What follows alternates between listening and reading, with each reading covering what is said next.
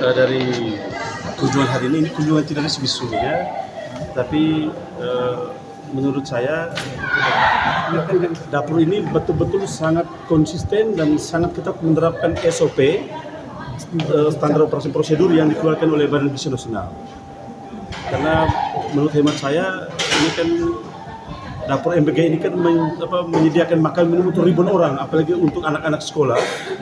Itu berarti prosedur standar yang dikeluarkan BGN itu harus dibuat seketat mungkin, karena ada hemat saya kalau ada sebagian dari mata rantai tertentu yang tidak diikuti oleh pengelola dapur pasti akan menimbulkan masalah. Dan kedua, saya percaya betul Badan Gizi Nasional itu sudah punya standar yang sangat tinggi, karena itu dengan menggunakan pandangan yang disiapkan oleh para ahli gizi dan lain-lain, sehingga itu semua pengelola dapur itu wajib ikuti betul protokol. Kalau itu tidak diikuti dengan baik, itu akan jadi masalah. Karena itu pikiran saya, sebelum ada bukan dapur bisa di tempat-tempat lain, mesti ada 1-2 dapur yang jadi model, yang jadi contoh, sehingga mereka kalau boleh mungkin tidak lama bisa magang dulu untuk lihat di mana yang dapur-dapur yang sudah jalan dan bagus, yang mengikut SOP dengan benar, dengan tepat. Setelah itu dia bisa buat dapur di tempat lain, tapi dia mesti ada pelajaran dulu, ada pengalaman.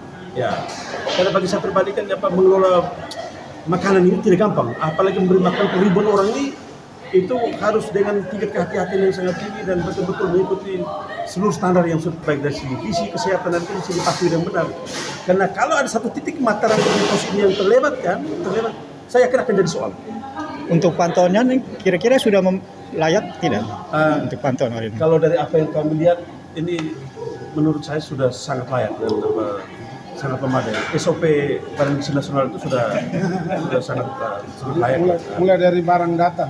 Ya. Jadi mulai dari barang datang. Jadi barang datang dan barang keluar berbeda. Jadi mulai dari bahan baku. Situ nanti tempat penyimpanan itu dia ada yang kering, ada yang basah. Tadi kalau yang basah itu dia di suhu standar, suhu kamar itu kurang lebih 20, ya di bawah 30 derajat. Tadi kita sudah lihat. Jadi sudah memenuhi istilahnya itu sudah standar. Terus temperatur di semua ruangan sudah dari suhu saya sudah. Terus nanti sampai dengan pengemasan. Tadi pengemasan tadi kita lihat dia suhunya itu tadi suhu standar 26 derajat.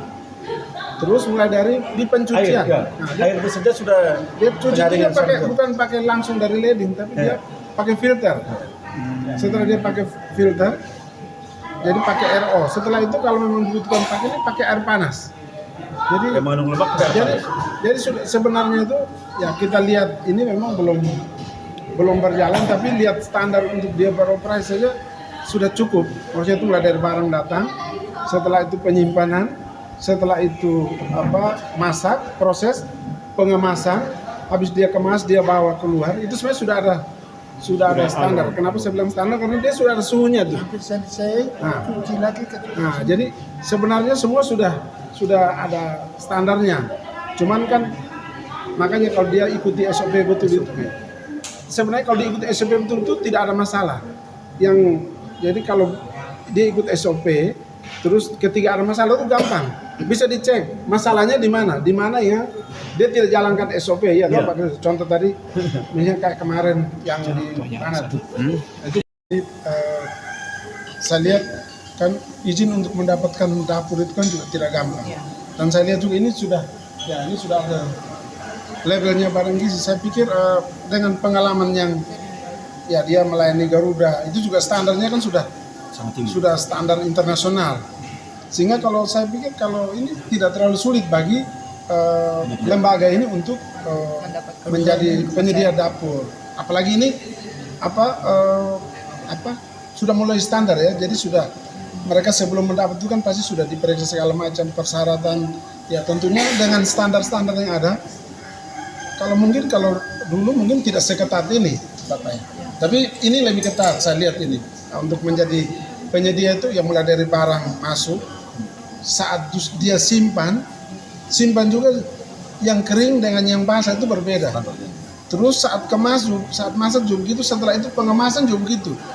Suhunya standar sampai bawa keluar. Jadi dengan pengalaman terus dengan pengawasan yang ketat, dengan SOP yang ada, saya yakin lembaga ini bisa sukses lah.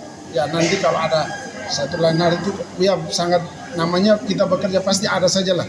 Tetapi dengan kesiapan ini asal ikuti SOP-nya ya mudah-mudahan ya, apalagi tadi disampaikan oleh Pak Kristo bahwa dapur ini tidak hanya menyiapkan orang untuk bekerja, jadi karyawannya mereka sudah disiapkan secara khusus ya. spiritual ya, mental spiritual, ada dari Romo memberikan pemahaman kepada mereka bahwa ini bukan sekedar menyiapkan makanan. Itu jadi sebenarnya di situ bukan sekedar menyiapkan makanan, tapi